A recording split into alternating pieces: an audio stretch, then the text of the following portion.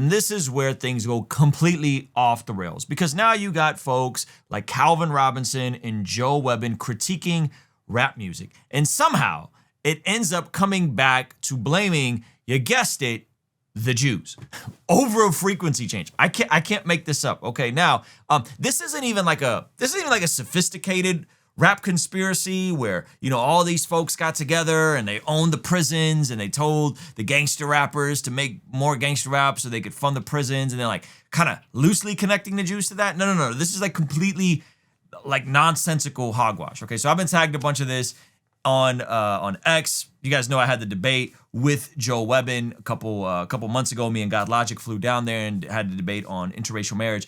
And I like Joe. Like as a dude, he's a sweet guy.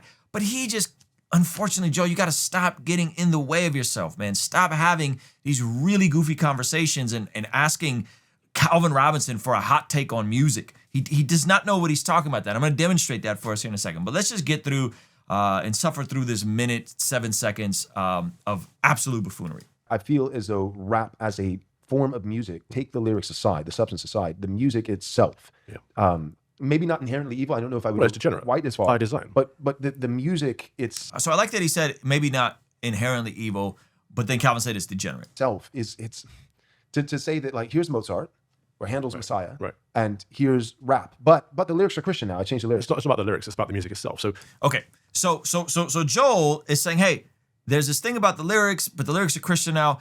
Calvin Robinson is now going to give us a take on frequencies in music. Okay, now let's hear him out. It's about the music itself. So the Mozart's music was shaped around the mass. It was shaped around the Christian theology and the worship of God. Okay, that's content. Keep that in mind. Yes, Mozart, different content, but he's now going to jump off the rail and say it's about frequencies. Rap music was centered around rebellion against society, and it was sexuality, violence, but it's deeper than. Okay, so then he makes a claim rap music was centered around this. Now, I think if you go back and you listen to the first couple, rap songs that went viral in 1979, Rapper's Delight, Run DMC, I don't know if you could argue that. I think a hip, a hop, the hippie to the hip hop, you don't stop the rocket to the bang bang boogie, and up jump the boogie to the rhythm of the boogity beat. Now what you hear is not a test, I'm a rapping to the beat. It was rapping about rapping. It was about rapping about having a good time. Was it about rebellion? Was Run DMC about rebellion? I think that's a bit of a reach if we're talking the first decade of rap, like everything up until gangster rap. Yes, gangster rap went completely off the rails, but you're starting the timeline way late. Like you're starting the timeline in 1991, NWA, Dr. Dre, Snoop Dogg. What about the first 10 years? What about,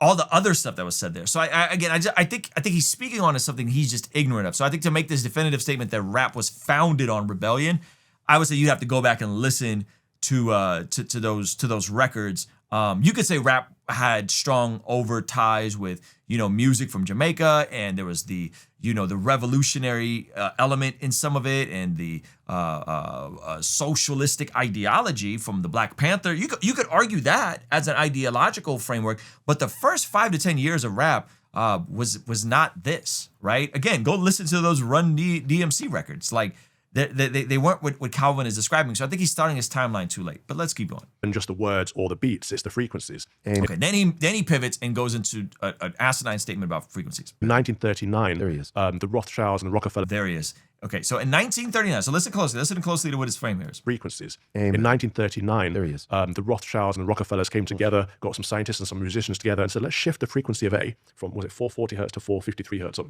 okay, so thank you for saying looking up. You got that wrong. But the Rothschilds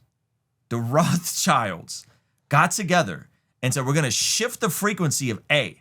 Now, what is he talking about? Frequency, there's no frequency. I try to simplify this for you guys. So like the note of A here, there's different notes of it. And if you've ever like messed with an EQ, you know that there's different notes that come up on the sound. So if you just play like a white noise sound, you could change the frequency basically, right? And so 440 is where A is. And before, according to Calvin Robinson, before 1939, A was not on 440, it was 435 or whatever the number was. Now, there's only one problem here. The first rap song came out in 1979. He's blaming the Rothschilds and the Jews, and he's about to say the Jews. They're about to say the Jews, because I'm not being hyperbolic. He's blaming the Rothschilds and the Jews for something that happened in 1939. The first rap song came out in 1979 with Rapper's Delight. And you guys are all smart. You could go look up the lyrics for that. Rebellion and misogyny and rappers. I think this is a massive reach. And so he's saying because this note got tuned, everything about music got absolutely unhinged. Look it up. And essentially, they want the masses to be enraged, to be ready for war. They don't want the masses to be peaceful and seeking God. That's so good. So what you're telling me is it's not just the lyrics, but rap, the music itself is Jewish.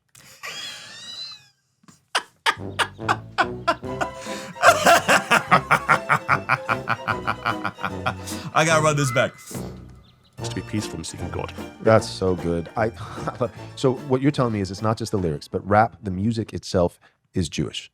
Yes. I love it. I love it. I feel as though rap. Oh, I love it. The music itself is Jewish. Oh my gosh. Oh, the amount of brain rot in one clip. Joel, I don't usually watch your stuff, but this is really bad. Like this is okay. All right, let's try and break this down. Okay, let's anchor ourselves in reality. Spoiler alert: there was no moment in 1939 where all the elites gathered around a shadowy cabal and changed music to corrupt the people because they wanted him enraged. That is just not what happened. Here's what happened: pitch has been inconsistent for centuries because instruments, unlike today in the digital world, had to be tuned to a specific frequency. Around the 1800s, some orchestras were tuning A, and that note of A that he's talking about, to 422. France then standardized it to 435. In 1859, in the US, it was A44, okay? That was already adapted by the American Federation of Musicians in 1917. Then in 1938, there was an international conference in London where A became 440. This became the recommended standard. Okay, so this had already been fluid. Now you guys can look this up. Look up the British Standards Institution, 1939 Conference on Pitch Standardization. It was formalized globally in 1955, reaffirmed again in 1975. That's the International Organization for Standardization, ISO 16. Not to be confused with ISO, the operating system, okay? So why 440? Not because it was spiritual, but because it was practical. You see, instruments needed to match across countries. Radio broadcasting required frequencies. Why? Because if you got a bunch of instruments and A is tuned to different frequencies, one is 440, one is 435, that is going to affect the rest of how the notes sound. But 440 was already widely used. Okay, 440 was easier to generate electronically than 439. As you know, most music went digital. The BBC tuning frequency, 440 hertz versus 439 hertz electronic generation. You guys could look the paper up by Thomas J. Kavanaugh, okay? Now, today, 440 is just a reference pitch. And you guys could all verify this. The National Institute of Standards and Technology, they literally broadcast at A440 for calibration, to calibrate all the instruments so they're in tune together, okay? Now, again, I don't know if Calvin understands how music works, but that is the reality, is that it was just pragmatic to get together. There was no shadowy cabal. There was no Rothschilds, and nobody get together and said, we're going to do this to get the masses to act crazy, okay? This is engineering, not ideology, not theology, not conspiracy, no Rothschilds, no Rockefellers, no secret 1939 flip, no evidence 440 was moral or their spiritual properties, just globalized standards over time. Now, here's the hilarious part. If you think about what was being said here, is this doesn't just affect rap music. This affects all Western music. Like, all Western music is tuned to 440. That's the hilarious part about this. And so if you want to make the argument that from 1939 until now, all music is bad because of one frequency change, you would be an idiot, okay, as far as I'm concerned. Now, let's talk about rap music for a second. And I'm not just saying this because I got a rap album coming out. And I do have a rap album coming out. And I was a rapper full-time from 2015 to 2021.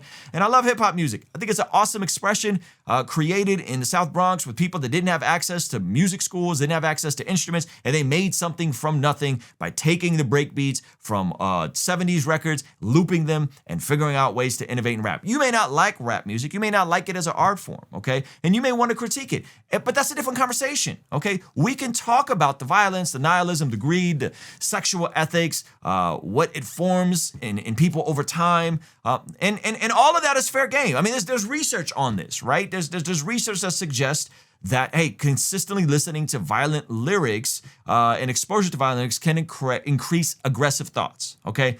That's fair. Those are real conversations to be had. But saying rap is evil because of 440 hertz, that's not discernment, that's superstition, friends. And here's the deeper issue. People aren't crazy for wanting to understand what's shaping culture. That instinct is correct.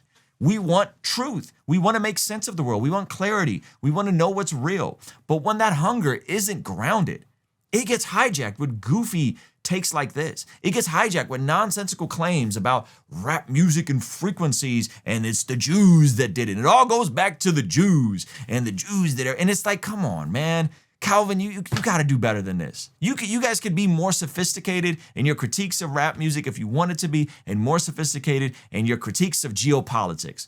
But this is just nonsense. Like, it's absolute dumpster fire nonsense to claim this, okay? And so, again, we're seeing this through line. We're seeing people replacing truth for what fits their own sensibilities. People replacing truth for whatever biases they have and whoever they want to dunk on this week, right? We talked about Denzel at the beginning of this show, him pointing to courage. We talked about the defamation conversation and ultimately needing to point to truth. We talked about Joy Reid shows how ideology can distort reality, right? Where she thinks that Iran and America are equivalents. But the Iran case reminds us that some threats are real. Now this nonsense. So this shows what happens when discernment collapses into fantasies. Different stories, same warning. And if you don't love truth, you will believe almost anything. Like shadowy Jews getting together and changing the frequency of music. And it's not even sophisticated. Like, they could have said the Jews got together and bought the private prisons and gave money to Snoop and Dre to make more debaucherous music to lead the youth generation. It's like, that would have been a better and more sophisticated conspiracy than this nonsense. Oh my gosh. Okay, anyway, that is the show for today. If you enjoyed it, make sure you hit that like button. Make sure you let us know where you're watching us from. Make sure you're subscribed.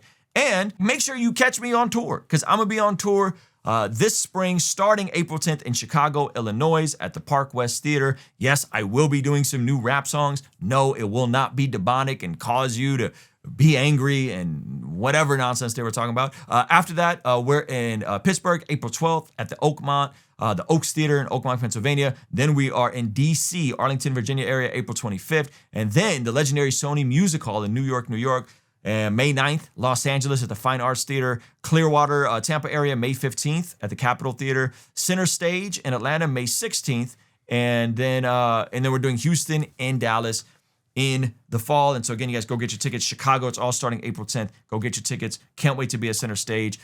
Link in the description. If you're at any of these cities and you really, really, really want to come, but you really, really, really are in a financial hardship, DM me immediately on Instagram. We're looking for a few volunteers to come out and help us run merch. We will have merch at some of these events. And if you want to support what we're doing, continue supporting, you could also check out our blessgod.co shop. We got some amazing stuff on there. Our 60-day Occupy Till I Come devotional is back in stock. We have some other pieces available, some hoodies, some shirts, all that sort of stuff. Or if you want to go the extra mile and partner with us on Patreon for $6.99 a month, that's the price of a cup of coffee. Partner with us on Patreon. You get access to our podcast before they go live. You get access to some discount codes for the shop. We're going to be doing more Q&As back there. It's going to be awesome. So if you want to partner with us that way, Patreon is below. Guys, thank you so much for hanging out. Hopefully this video encouraged you, inspired you to continue living a life that blesses God. All right, I'll see you guys tomorrow. Peace.